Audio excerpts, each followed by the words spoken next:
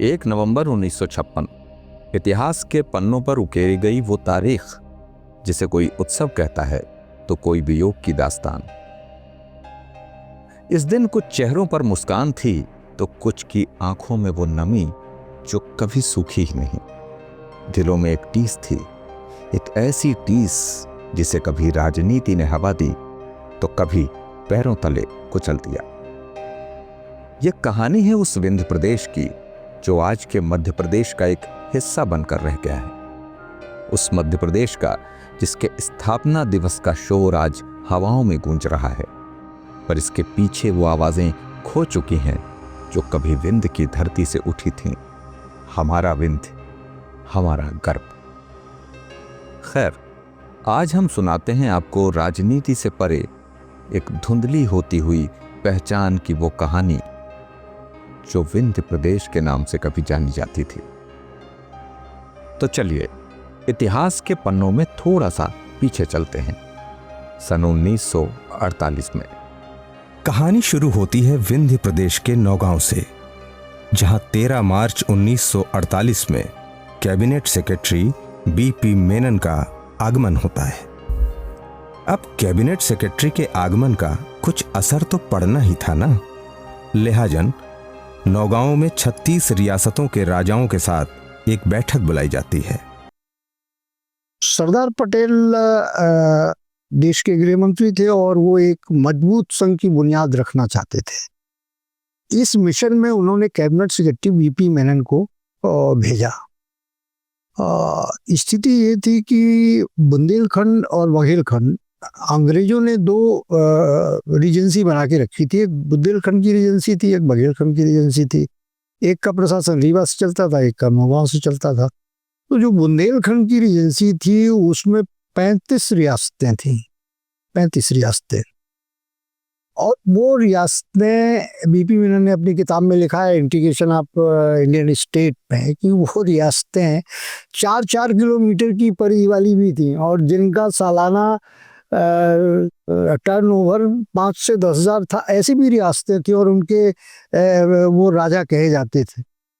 तो ये तय हुआ कि इन छोटी रियासतों का विलय करके एक स्टेट के रूप में इनको गठित किया जाए। तो नौगांव में बुंदेलखंड के हिस्से की सभी रियासतों को जोड़ा गया और सभी ने इस बात पे सहमति व्यक्त की कि हम एक प्रदेश के रूप में अपने अस्तित्व को चाहते हैं। एक मत होकर विंध्य प्रदेश बनाने की बात स्वीकार की। तो मसला ये हुआ कि बघेलखंड में क्या किया जाए। तो यहाँ एकमात्र शासक थे और वो थे रीमा राज्य। इसको रीमा राज्य बोलते थे और चूंकि बांधवगढ़ से रीमा राज्य की शुरुआत हुई थी, इसलिए इसको बांधव गद्दी, यहाँ के राजाओं को बांधव नरेश अभी भी बोलते हैं। तो रीवा के राजा को मनाने की बात हुई तो बीपी मेनन को 1 महीने लगे। 1 महीने रीवा के राजा को मनाने में लगे कि आपको स्टेट में शामिल होना चाहिए। तो यहाँ कुछ लोगों ने मिसगाइड किया राजा को। बीपी मेनन ने अपनी किताब में लिखा है कि आपको विलय नहीं होना चाहिए, या विलय होना चाहिए तो अच्छी भारी भरकम शर्तें रखनी चाहिए। भावा कुछ शर्तें रखी गई, जैसे जो बुंदेलखंड का हिस्सा है तो उसकी सबसे बड़ी स्टेट पन्ना थी, तो पन्ना के राजा को वहाँ का बुंदेलखंड हिस्से का राज प्रमुख यानी कि जो राज्यपाल का दर्जा है, और उसी तरीके से रीवा के राजा को जो बघेलखंड का हिस्सा है इसका राज प्रमुख बनाया। तो इस तरीके से 4 अप्रैल को एक पूर्ण विंध्य प्रदेश अस्तित्व में आए। 13 मार्च को पहली बैठक हुई और रीमा को शामिल होने में 13 मार्च और 4 अप्रैल के बीच का जो समय है वो रीमा के राजा को मनाने का समय है। और फिर जब वो मान गए तो फिर उस समय जो केंद्रीय लोक निर्माण मंत्री थे मिस्टर गाडगिल, वीएन गाडगिल, उनने विंध्य प्रदेश का उद्घाटन किया विधिवत। अब एक नया प्रदेश बनकर तैयार था। एक नई राजधानी रीवा के साथ एक नए मुख्यमंत्री भी बनकर तैयार थे। प्रदेश की जनसंख्या लगभग 35,69,000 के करीब थी, तो प्रदेश का राजस्व लगभग 2,43,00,000 के करीब। भौगोलिक विस्तार भी विस्तृत, जो पश्चिम में दतिया तक, पूर्व में सोनभद्र, उत्तर में प्रयागराज और दक्षिण में बिलासपुर तक अपने पैर पसारे हुए था। फिर बुंदेलखंड और बघेलखंड में मंत्रिपरिषद और अंतरिम सरकार के विरोध पर सरदार पटेल की नजर पड़ गई। विंध्य प्रदेश के गठन का जो उस समय का तात्कालिक स्वरूप था वो थोड़ा गलत था, लॉजिकल नहीं था, तर्कसंगत नहीं था। वजह ये थी कि बुंदेलखंड के हिस्से का एक अलग मंत्रिमंडल था और जो बघेलखंड का हिस्सा है उसका मंत्रिमंडल अलग था। एक राम सायन तिवारी और कामता प्रसाद सक्सेना कुछ समय के लिए अदल बदल के हुए, जो बुंदेलखंड हिस्से के मुख्यमंत्री थे, और फिर इधर कप्तान देश प्रताप सिंह हुए जो बघेलखंड के हिस्से के हैं। तो मतलब एक राज्य, दो मुख्यमंत्री और दो मंत्रिपरिषद, ये एक विसंगति थी।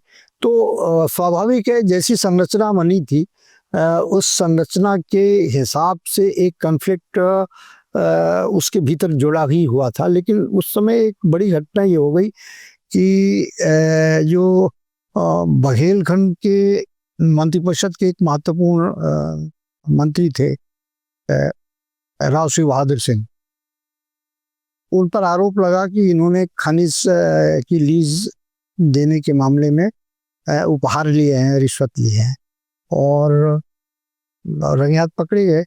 तो ये रिश्वतखोरी की घटना से, और बुंदेलखंड बनाम बघेलखंड तो चलता ही था, तो ये रिश्वतखोरी की घटना से सरदार पटेल को लगा कि ये जो विंध्य प्रदेश है वाइबल नहीं है, सरवाइव नहीं कर पाएगा पॉलिटिकली, इतनी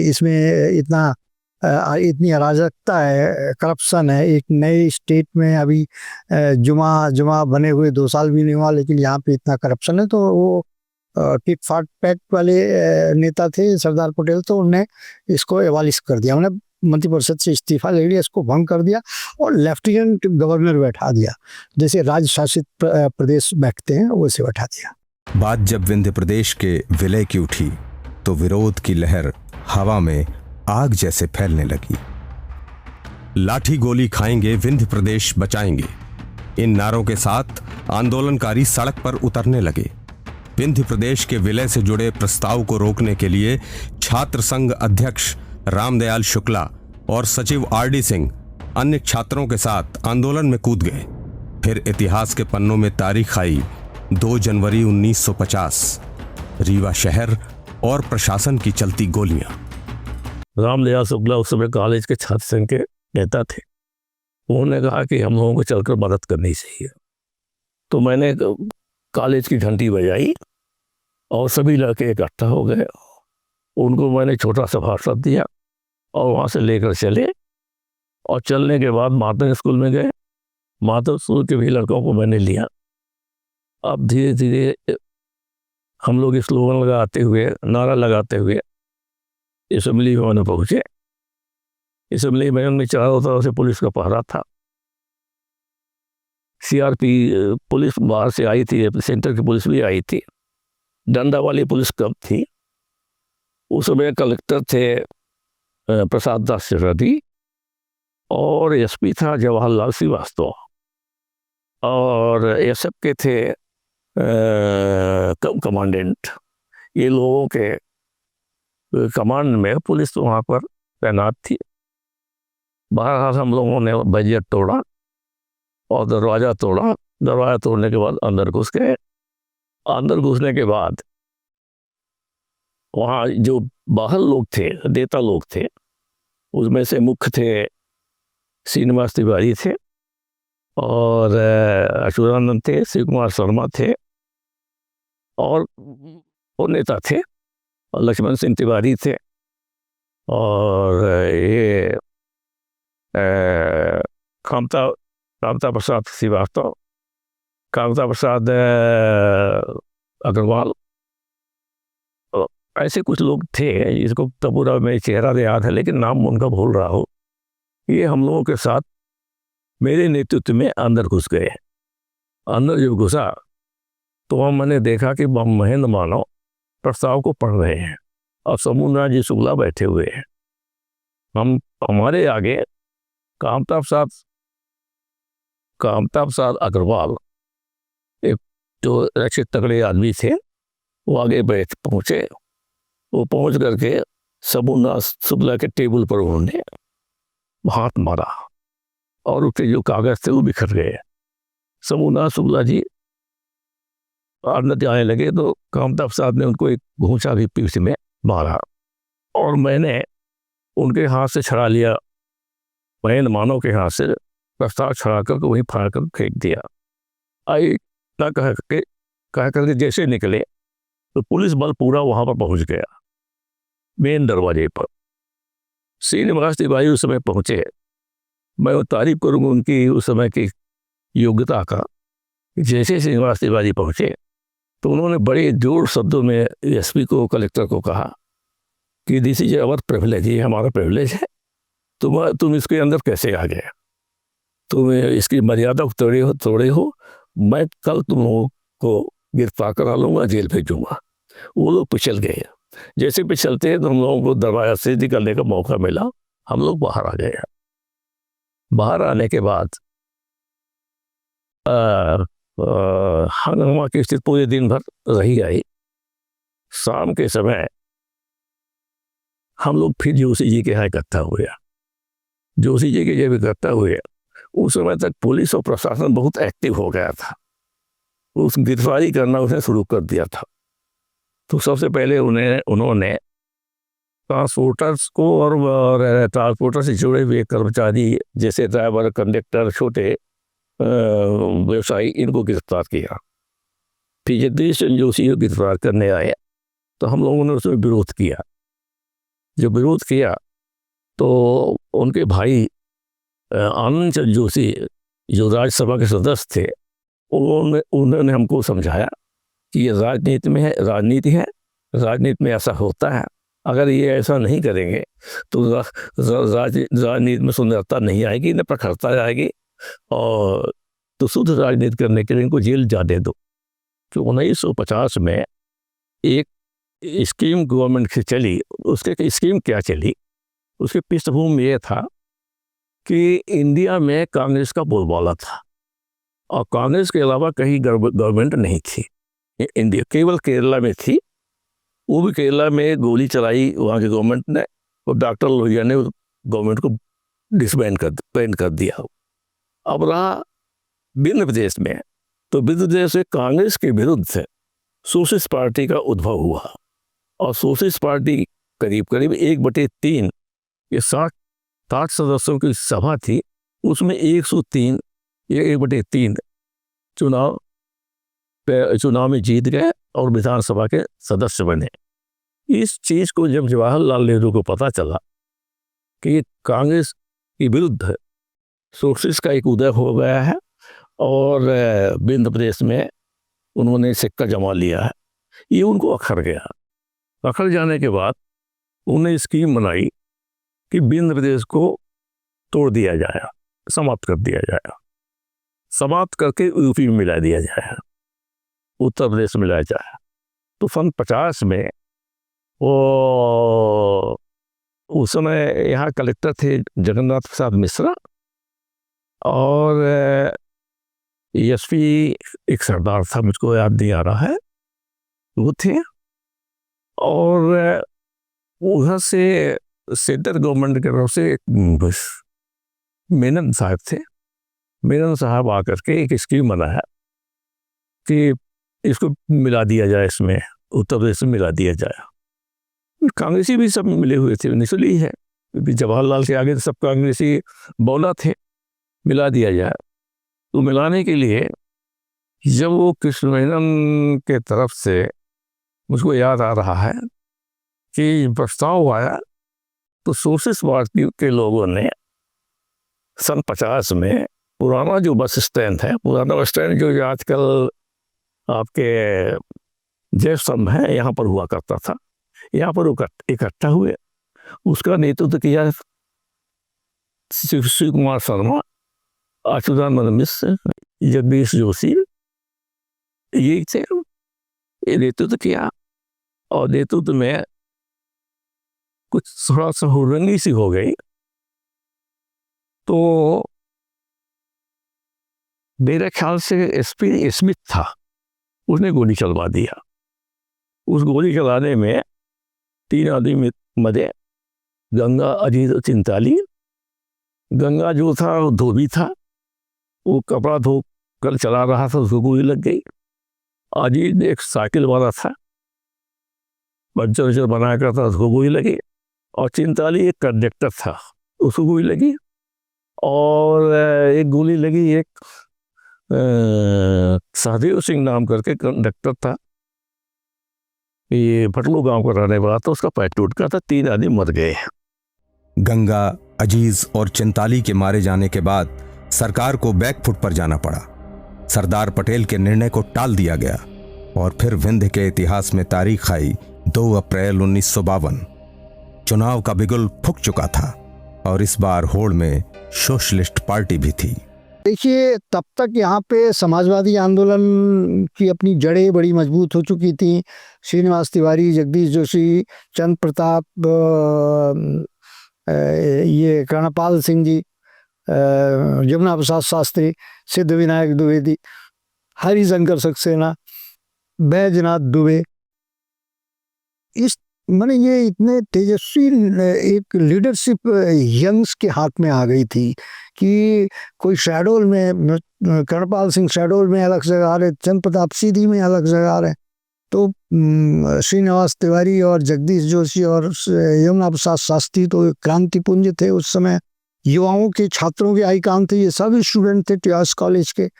तो एक तरीके से मतलब एक बड़ा जज्बा छात्रों और युवाओं में डॉक्टर लोहिया ने और जयप्रकाश ने इतना बड़ा कॉन्फिडेंस भर दिया। ये सब के सब चुनाव लड़े और सब के सब सामंतों के खिलाफ चुनाव लड़े। एक बड़ी और महत्वपूर्ण बात थी कि मंत्रिपरिषद में जितने भी महत्वपूर्ण विभाग वो बुंदेलखंड के हिस्से के मंत्रियों को दिए गए थे। चतुर्भुज पाठक थे, राम साहेब पांडे थे, लाला राम वाजपेयी थे, महेंद्र कुमार मानो थे, गोपाल शरण सिंह थे।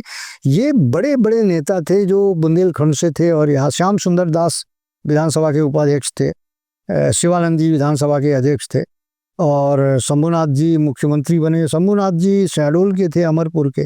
तो कुल मिला के एक विंध्य प्रदेश बहुत ही वाइब्रेंट प्रदेश था। उसमें ये नहीं था कि रीवा में राजधानी है तो पूरी सत्ता का केंद्रीकरण रीवा में रहे। चुनाव सफल हुआ। सर्वसम्मति से पंडित शंभुनाथ शुक्ला विंध्य प्रदेश के पहले मुख्यमंत्री बनाए गए। सन 1952 से लेकर 1956 तक एक सफल कार्यकाल के पश्चात ऐसी क्या आवश्यकता पड़ी कि चहेते विंध्य को विलय के कगार पर खड़ा होना पड़ा? एक कसक तो थी कि यदि पूरे देश में कांग्रेस को कहीं चुनौती मिल सकती है तो विंध्य प्रदेश में मिल सकती है। और यही एक वजह बनी भी। विंध्य प्रदेश का 1956 में जो विलय हुआ उसके पीछे कोई कारण नहीं था। गोपाल प्रसाद खरे सांख्यिकी अधिकारी थे विंध्य प्रदेश के। गोपाल प्रसाद खरे ने यहाँ इकोनॉमिक स्टेटस का वो पूरे आंकड़े निकाले और प्रस्तुत किए थे। वो उनकी पूरी रिपोर्ट मेरे पास है। और सरकारी, उस समय विजय निवास जी मिश्र थे यहाँ, और विंध्य संदेश नाम की एक सरकारी पत्रिका निकलती थी, उसमें वो छपा हुआ है। तो इकोनॉमिकली जो शेष दूसरे राज्य, मध्य भारत था, सीपीएन बरार था, वहाँ से ज़्यादा अच्छी स्थिति आर्थिक रूप से भी थी और यहाँ की लिटरेसी का भी प्रतिशत ज़्यादा था। तो कोई ऐसा कारण ही नहीं था कि विंध्य प्रदेश का विलय किया जाए, सिवाय इसके कि कांग्रेस को लग रहा था कि वो समय दूर नहीं है जब विंध्य प्रदेश में कांग्रेस के बगैर भी एक कोई सरकार बनेगी और वो सोशलिस्ट पार्टी की सरकार होगी, तो ना रहेगा बांस और ना बजेगी बांसुरी। उस पूरे विलय के पीछे की कहानी यही है। लेकिन एक पुनर्गठन आयोग जिसको भेजा गया, जिसमें हृदयनाथ पुजरू और ये लोग सब थे, तो उन्होंने एक कॉन्सेप्ट दिया कि छोटे राज्य इकोनॉमिकली वाइबल नहीं होते हैं, सर्वाइव नहीं कर पाएंगे, तो इसलिए एक बड़े राज्य का गठन होना चाहिए। और चूंकि केंद्र में कांग्रेस की सरकार थी और यहाँ का मुख्यमंत्री भी कांग्रेस के थे, मेजॉरिटी कांग्रेस की थी, तो इसलिए समाजवादियों के विरोध के बावजूद भी विंध्य प्रदेश का विलय हो गया। और तब भी यहाँ के युवाओं और छात्रों ने बहुत प्रतिरोध किया। और लेकिन इसके बाद भी नियत का यही चक्र था कि एक फलता फूलता प्रदेश विलीन कर दिया गया। अब विंध्य प्रदेश का विलय हो चुका था। समय अपने गति से गतिमान था और समय के साथ साथ बहुत से आंदोलन भी गति का हिस्सा हो रहे थे। पर उन आंदोलनों के क्या परिणाम हुए, उसके साक्षी हम सब भी हैं। विलय के बाद विंध्य प्रदेश इतिहास बन गया और शुरू हुआ मध्य प्रदेश का नया अध्याय। नई ऊर्जा से भरपूर, प्राकृतिक संपदा से संपन्न, भारत के हृदय में धड़कता हुआ एक प्रदेश। सैयद फजल अली, के.एम. पणिक्कर और पंडित हृदयनाथ कुंजरू राज्य पुनर्गठन आयोग में वो चेहरे थे जिन्होंने मध्य प्रदेश को एक नया रूप दिया। अब बंटवारा खत्म हो गया था, एकीकृत राज्य की रूपरेखा तैयार हो चुकी थी। पर सवाल बड़ा था, राजधानी कौन बनेगा? ग्वालियर, इंदौर या जबलपुर? तीनों के पास इतिहास था, ताकत थी, तर्क थे, मगर राजनीति और भौगोलिक संतुलन की गणना आखिर में ठहर गई भोपाल पर। इसी फैसले के साथ एक शहर की धड़कन थोड़ी धीमी पड़ गई। वो था हमारा रीवा। वो रीवा जो कभी विंध्य प्रदेश की राजधानी हुआ करता था, जहां से प्रशासन चलता था, जहां से सपने बुने जाते थे। लोगों की उम्मीदें थीं कि शायद इस नए प्रदेश का केंद्र रीवा बनेगा, मगर राजनीति के समीकरण बदल गए और राजधानी की गद्दी भोपाल को मिल गई। बहरहाल, संस्कृति, सभ्यता और सौंदर्य से परिपूर्ण ये राज्य आज भारत के हृदय में धड़कता है। आज उत्सव है, खुशी का दिन है, पर किसी कोने में आज भी एक सन्नाटा है। वो सवाल अब भी अधूरा है, क्या विंध्य प्रदेश की पहचान कभी लौटेगी? शायद नहीं, या शायद किसी दिन। पर दिल कहता है, अंततः सब ठीक होगा। आप सभी को मध्य प्रदेश स्थापना दिवस की बहुत बहुत शुभकामनाएं। आभार। नमस्कार।